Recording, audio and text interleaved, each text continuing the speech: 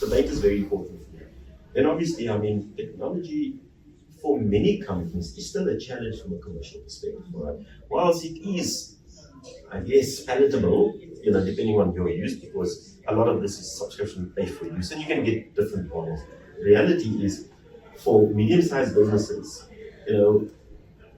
we don't make the money that the banks are making, right? I mean, it's a struggle for insurance, to keep customers on the books and make sure that they pay and make sure you collect every month, right? So it's not that easy. So for us to invest, we have to be almost 99% sure, that know exactly what we want to do and what our use cases are. We've identified some use cases, I guess you're going to get it. But for me, those are the two things, all right? I mean, it's really, an area is really data. I mean, it's come a long way. BI, data analytics, we all know this journey, all right? And we all try to get to single view of customer, all right? But I doubt many people has done it. We now have a technology layer over it, all right, which allow you to do it. I mean, it's like Google, all right? Powerful search engine, search information all in an organization and create this golden record, okay? And then you write that away and that's how you start evolving. We in that stages, we evolving our data so it makes sense for us. So when we invest in technology, all right, we can get big return on investment, all right, rather than waiting a few years. That's really, really awesome. So for me, it's data and obviously commerciality in terms of the technology and where it's going to work. I mean, the commercials are there. I mean, we have money, we can do it, but we have to get return on investment. It's very difficult for IT people because we are measured these days on return on investment. If you can't show, all right, then that business case won't fly. I guess what's difficult about the business case is the price, the first point, needs investment in itself to actually do get higher GMI. I mean, from our board down to our most junior executives, understand Let's get to it 15 minutes. I don't know if you showed these pictures. Actually, we should take on the good football down leads. So there's 15 minutes. If you must execute.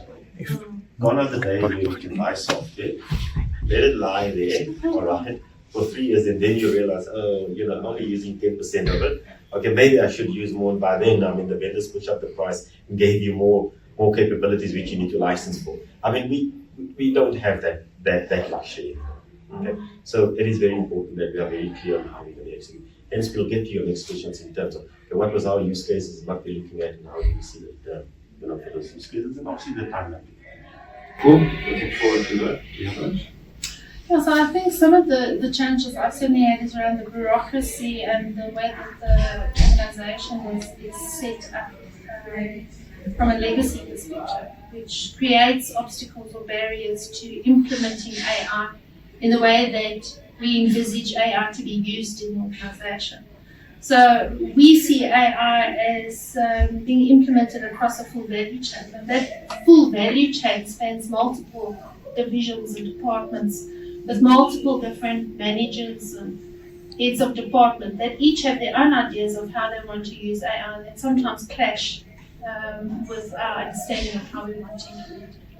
So aligning everybody to understand firstly what AI is and the perception of AI and what AI is actually going to achieve in their business unit, because sometimes they think, okay, AI is coming in and I'm going to be able to right size half my department by the end of this year, and they budget for it that way. Whereas you've got to try and get them to understand that it's not an exercise of right sizing, it's an exercise of how you augment your current processes to implement them in such a way that you improve your customers' services to be able to get that retention and that growth and to achieve the strategic objectives that you have. And that for me is very difficult because they've got the tone from the top from the board that says you must implement AI. Nobody's got the time and effort or energy to go and actually understand what it is. And even if you explain to them it's not going to replace jobs, this is what it's going to do for you.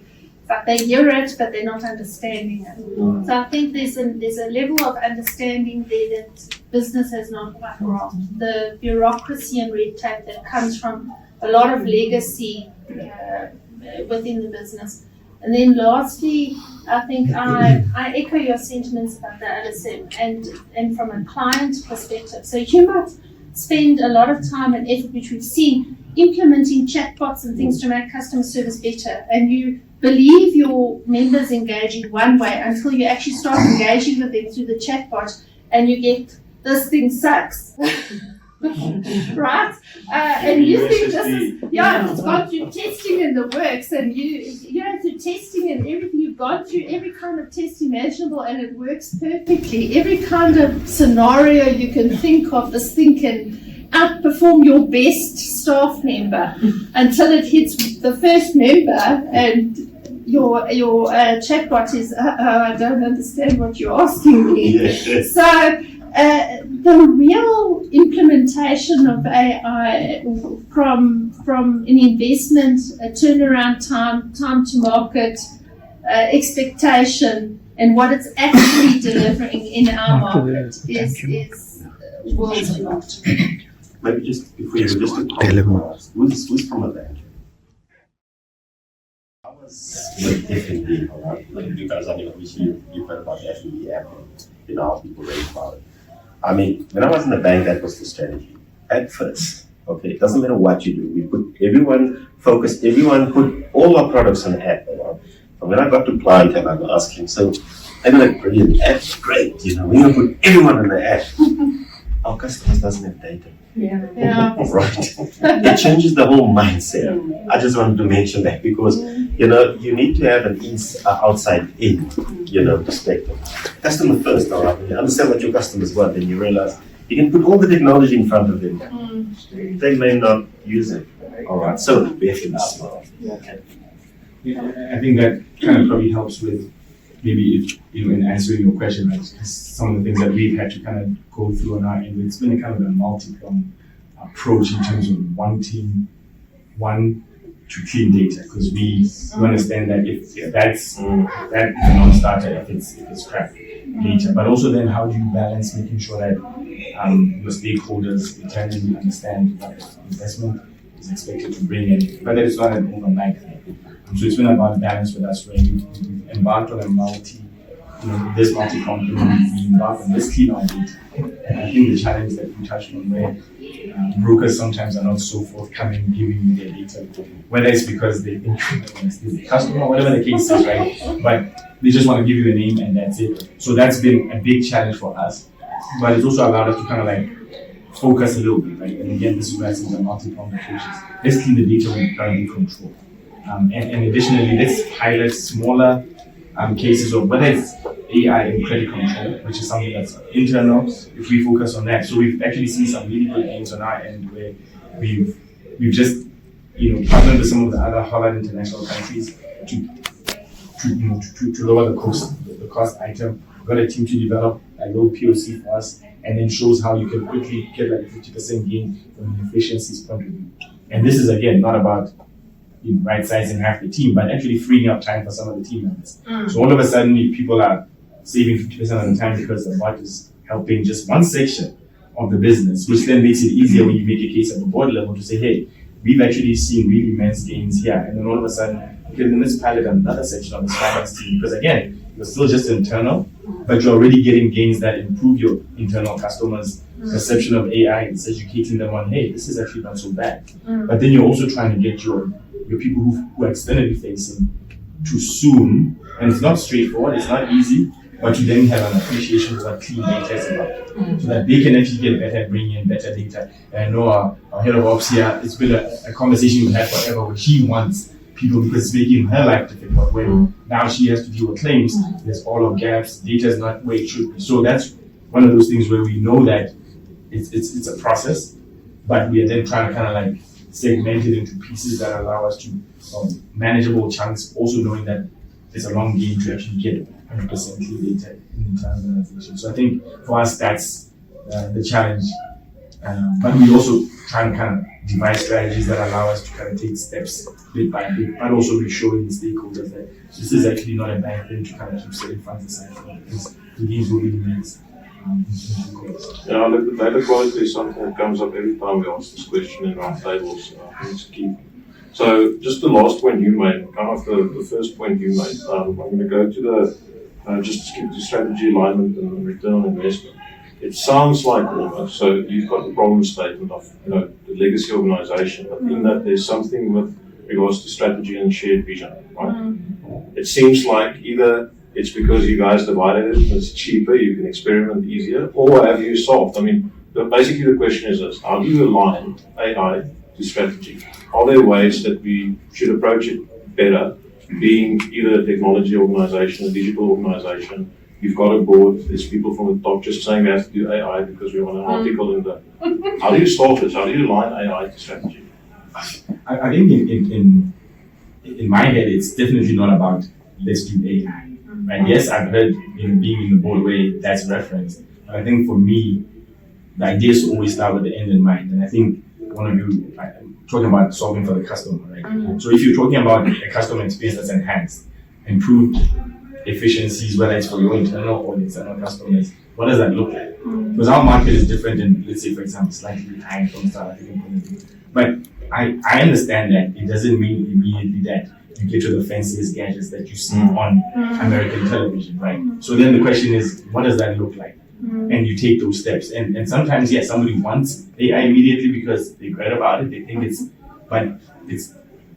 not that straightforward. And I think the key is, again, education as well. Making people understand that it's a step process. You work your way towards it. And I think for me, once somebody understands that, it's not always that difficult to at least have that. I think the key is that, of course, that education as well of the stakeholders so they understand to tie. You want enhanced customer service, you want quicker claim, you want straight through claims processing, etc. So that should be the part that you communicate. Then we get to what the how looks like. How do we get there to make sure that it's fit for purpose? And I think that's one. And I agree with that strategy 100%. So when somebody from the top comes to me and says to me, AI, my first question to them is, what problem are you trying to solve? Because a lot of the times, 90% of the time, the problem they're trying to solve isn't solved by AI. It's solved by using a traditional technology that already exists. It's actually far quicker and easier to implement than AI. And much cheaper. Yeah. So I very much echo your strategy and I frame it from the point of view of I can meet your strategic objectives and I skirt around using the word AI. First, tell me your problem, tell me what you want to achieve, what are your goals, and then I'll come up with a couple of solutions and these are it. And when they bring up the word AI, we say, yeah, we'll get there,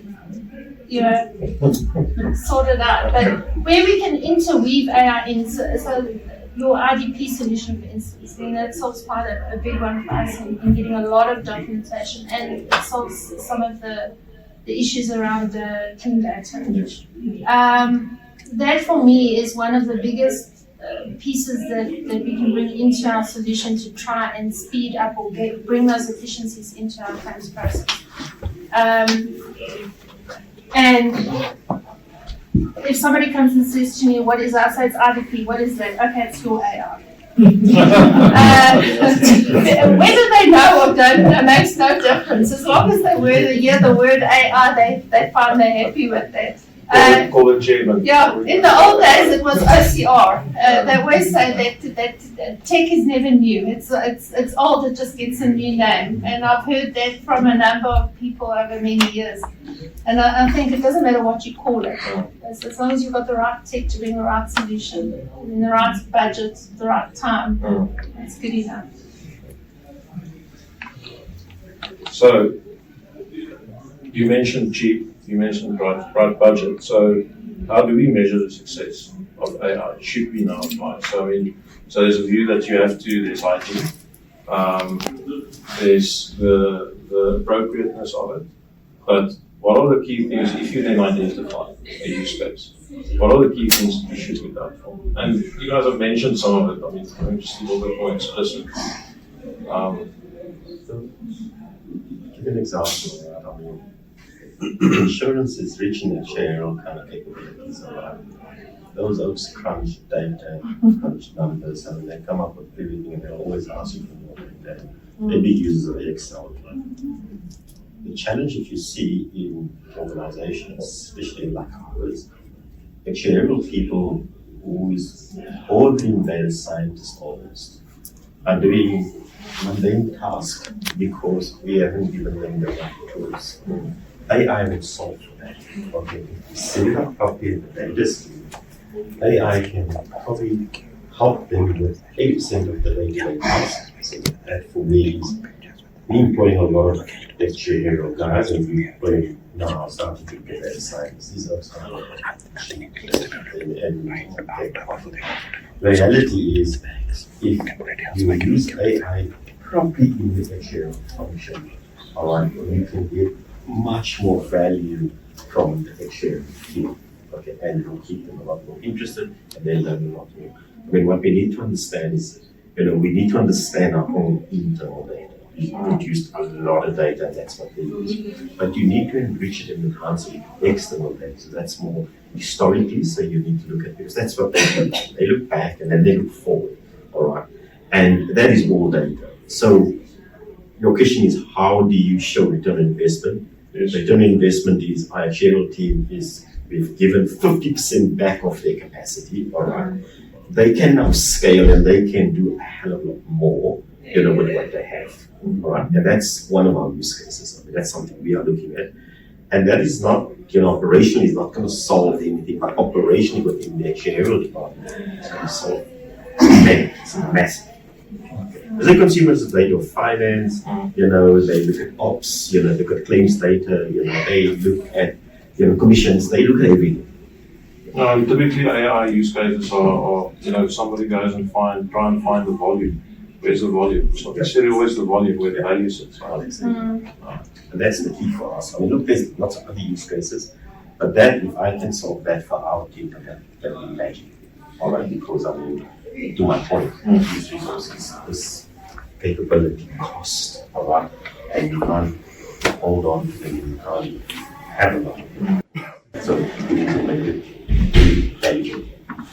Well, so I think to that point as well, I mean, software is changing so radically. I mean, if we even take the basic Excel, what it is now with your AI formulas you can plug into it, where you can organize and structure unstructured data, the drop of a hat. I mean, even a year ago, that would have taken somebody months to go and structure unstructured data in Word or Excel, and now you can do it like formula, drag and drop, done in a few seconds, done and dusted.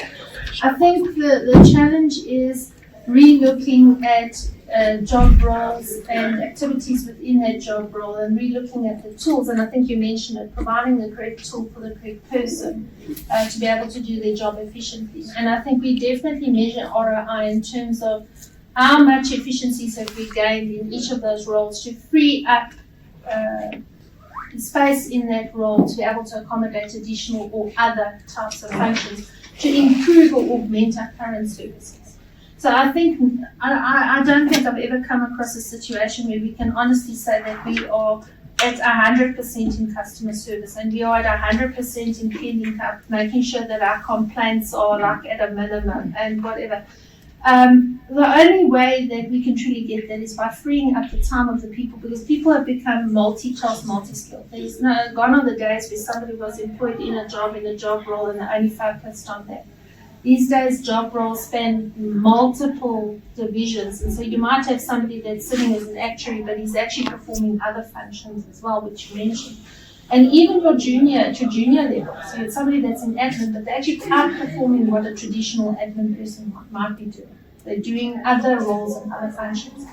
And I think if you augment them with the correct tools at the right time, and they're using those tools efficiently, to perform their functions, then you start seeing those efficiencies. Work in our organization is interesting. We often find these rough diamonds, and then you figure out that they are not necessarily more clever, educated, or experienced than more of the more experienced people in our engineering organization. It's just to know how to use ChatGPT and all of the tools better and be more efficient in actually interpreting what the tool is giving them and making it into something productive than anyone else, which is also an interesting thing. And funny you mention it because people think it's the younger generation. And it's actually not. I found younger generations stuck in their ways and older generations sometimes creeping out into the world and wanting to use things, find out things, and as using ChatGPTs and the likes. I think it comes down to the personality of the person, and I think for me that speaks largely to cutting out that red tape and bureaucracy around the hiring process, the recruitment process, who you fill in that role, and the appetite and capabilities for learning and adopting new technologies, and consistently growing to engage with new technologies. And I think that's what's going to drive your company forward. So it very much speaks to how do you bring along all kinds of people in your organization, buy into the dream, and get them to start becoming those types of people. So prerequisite for recruitment is get the person that can ask the question, the best question in the right way. Prompt engineering. Correct. So from a return on investment point of view, what any views with regards to that? I think for us, it's actually two probably scenarios that have transpired in the last year. One good one that's led to a new set of problems. I think the good one was the scenario I mentioned earlier, where in what for us has been a tough environment, at least in terms of investing in new personnel. I think the smart thing then was the outcome of this particular test, where you can actually point to a reduction, or rather, to really test it well. What do I mean? It's like all of a sudden it started flagging a lot of possible fraud cases. But then what we didn't anticipate, at least in terms of leading to sometimes slower turnaround times, is that all of a sudden there's a lot of cases more than usual, and you just have those get sent to investigators to go see, and all of a sudden they have a huge volume of work that they can handle. So I thought that was an interesting thing when I was solving for another problem, but we're actually flagging more things for possible fraud. But now we need to find a way to make sure that our investigators can handle that workload as well, because they're actually non-Holland employees, they're contractors kind of thing. So I thought that was interesting. But again, a better problem to kind of like look to solve for, and still, because remember, we're still trying to do this so that we pay the right to pay, but we also still don't want to upset a customer when we take too long in kind of solving that journey. So I think it's an interesting one that our team is looking to solve for. But again, showing that you implement technology, there will always be something else. So now let's find a way to solve for that. So I think it's another fun one to solve for. Interesting. So yeah, from a cost point of view, accounting, however, your business risk improvement is obviously significant. So return sits in the risk management, but not in the cost containment. Exactly. Okay, I'm going to close off on the last one. I think we're just on 2 hours now. So I'm going to change the question slightly. Not necessarily what you're going to do in the future with AI in your organization, but let's think about the industry, all aspects of the industry, including our consumers, and maybe not necessarily the obvious answers. How can AI be perhaps used to change the industry? And like I say, all aspects, maybe the lives of our consumers, so any views? Yeah, I have a view on that. Go ahead. I'm actually thinking. Change the rhyme. Oh, okay. Yeah. So recently I saw a very interesting YouTube video about AI being used to engage with somebody to learn their personalities and to do sentiment analysis on like next level, right? And I think one of the things that we've lost track of in insurance is we've become so focused on regulatory requirements and processes that we've forgotten the human aspect of it. And it's strange to say this, but I actually see AI helping us to become more human. In helping a person at a service desk understand from a personality point of view, and that person that's sitting in front of them, their sentiment and their engagement, and how to engage them with business. I think going forward, we're going to see a lot more focus on humans becoming more human from a soft approach, all your emotional soft skills, and AI engaging or helping or aiding, assisting humans to do that. Interesting. Okay. And I agree with you there. I mean, and I'm sure most of you may have seen it, but I've looked at software probably 2 years ago, all right, that does that sentiment analysis. I'm trying to change it, but what I want to say to you, the key thing for us, a very big focus point for us is, our quality business that we sell by our call centers, all right, and what it is that we need to do to improve that. I mean, there are still lots of areas, all right. I mean, I've looked at many AI tools, all right. The biggest issue that we have is a large language model. It's the barrier languages in South Africa. Right? I mean, if I go to our call center, I sit with them. I mean, in one call, they can switch to three different kind of slangs, and there is no way. I mean, it makes it a lot easier for, I would say, the more developed countries, all right? They are standardizing on their languages, and it's a lot easier. South Africa is complex. I mean, I am ready to talk to someone that can give me a large language model that can cover most of our languages, that I can POC, take all our calls, pump it through that engine, and it must translate it all into English. Including slang. It ain't gonna happen. All right. So there are a lot of challenges for the true value that we are looking for.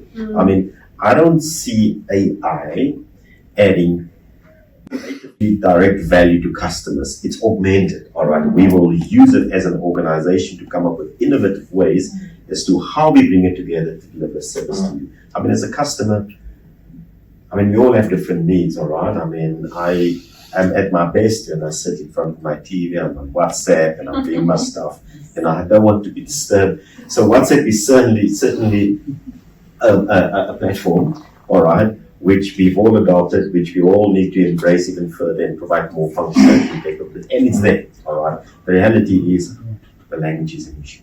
All right, I mean, WhatsApp it has brought another language. All right, and you put AI over that. I mean, the data that you've now built and consumed, how are you going to interpret it? So that data barrier is massive for us to get value, and I think that's the key. Okay. So when I think of, I just think opportunity. Like, I think in terms of ability to transform our lives, it's just yet another strong tool that allows so many of us to achieve so many things based on what we have in our heads, right? So my excitement with it is there's so many different things we can do just based on, and literally limited by what you're thinking. What do you want to give the end consumer based on the business you're in? So I think the opportunities are endless. It's just essentially just stretching the boundaries. Obviously, there's also the scary and dangerous part that will always come with that kind of capabilities. But for me, the excitement of what's possible and how much faster you can do it, how transformative some of the solutions we can do, the amount of data you can process, etc., etc. And I think that's why, for me, the excitement is there. Yes, still with the trepidation of there will always be those sensitive things, but I think for us, it's just about how creative can we get with what we want to achieve as an end result, and I think the possibilities are endless. So that's what has me excited about what can be, really. So yeah, looking forward to us really fully investing in it, even in our space, in Neutrinos, and we can give the customers what we need. Just to later on to your point, I mean, obviously I'm talking on behalf of myself. I mean, anything or most things that we do today that's very important and critical in our lives, is contract related. There's data, there's information, you need to read it, you need to make sure you need to fine print at some point, you need to give it to a lawyer or someone or specialist that read it, all right? I mean, if you ask me what can add value, all right, is if I have AI for myself that can actually look at that document, summarize it, and give me the critical things that are absolutely critical that I need to make decisions on. I mean, that's literally what we're looking for. Okay? That will add a lot of value because we sell insurance to everyone out there, and then we read them this long thing in terms and conditions, all right? All right. If you can just summarize it, 2 sentences, the most important thing, that's what you actually sign, that'd be great. But look, I mean, it's going to be a long journey because we as businesses can't speak. It's great input. So I think it's very much aligns with what we've seen. But I think 2 things is that there's the opportunities most definitely, but we're not seeing a lot of right sizing happening. We actually managed to achieve along with our customers straight to process. We're seeing investment in the human touch and elevating people into different roles. We're also seeing the simplification of being able to have that conversation. So let's have a conversation why when you are a risky customer, how we better have that conversation rather than focusing on the compliance stuff and the fine print, etc. So it very much aligns with what we're seeing is that we haven't seen somebody kind of right fit yet. It's really repurposing. which is nice. I think what AI also allows you to do is to relook at current processes and to rethink out of the box what those processes should be. And I think up until this AI buzzword came around, people were stuck in their ways and wanted to do things. They've always done things that way. That's the way they do it. I think what AI has given us an opportunity to do is to say, okay, you want AI, let's relook at all your processes. Let's see what we can do. Yeah. So it's created opportunity. Look, there's a downside, right? Yeah. There's always a downside with this technology. It gets into the wrong hands, you're going to have endless problems. I'm very, very organization when I look at information security. You can overshare and you can have a big problem, all right? So it is absolutely critical. AI is not cut off for everyone in the organization, all right? It's a specialized areas that things to make sure, that you understand, we do the frameworks and we then take the organization on the journey so that we can install. Otherwise, everyone's just going to be there. So in terms of how you manage and how you roll it out and how you take the organization is absolutely critical. Well, definitely agree. So I want to thank our three panelists.